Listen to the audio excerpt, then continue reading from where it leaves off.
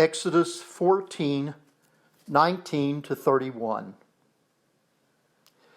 The angel of the Lord, who was going before the Israelite army, moved and went behind them, and the pillar of cloud moved from in front of them and took its place behind them. It came between the army of Egypt and the army of Israel. And so the cloud was there with the darkness, and it lit up the night.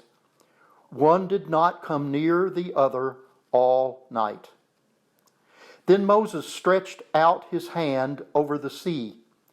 The Lord drove the sea back by a strong east wind all night, and turned the sea into dry land, and the waters were divided.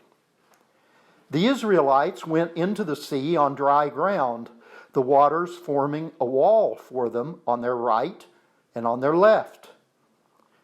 The Egyptians pursued and went into the sea after them, all of Pharaoh's horses, chariots, and chariot drivers. At the morning watch, the Lord in the pillar of fire and cloud looked down upon the Egyptian army and threw the Egyptian army into panic. He clogged their chariot wheels so that they turned with difficulty. The Egyptians said, "Let us flee from the Israelites, for the Lord is fighting for them against Egypt." Then the Lord said to Moses, "Stretch out your hand over the sea, so that the water may come back upon the Egyptians, upon their chariots and chariot drivers." So Moses stretched out his hand over the sea, and at dawn the sea returned to its normal depth. As the Egyptians fled before it, the Lord tossed the Egyptians into the sea. The waters returned and covered the chariots and chariot drivers, the entire army of Pharaoh that had followed them into the sea. Not one of them remained. But the Israelites walked on dry ground through the sea, the waters forming a wall for them on their right and on their left. Thus, the Lord saved Israel that day from the Egyptians, and Israel saw the Egyptians dead on the seashore. Israel saw the great work that the Lord did against the Egyptians. So the people feared the Lord and believed in the Lord and in his servant Moses. This is the word of the Lord. Thanks be to God. Romans chapter 14, verses 1 through 12. Welcome those who are weak in faith, but not for the purpose of quarreling over opinions. Some believe in eating anything, while the weak eat only vegetables. Those who eat must not despise those who abstain, and those who abstain must not pass judgment on those who eat, for God has welcomed them. Who are you to pass judgment on servants of another?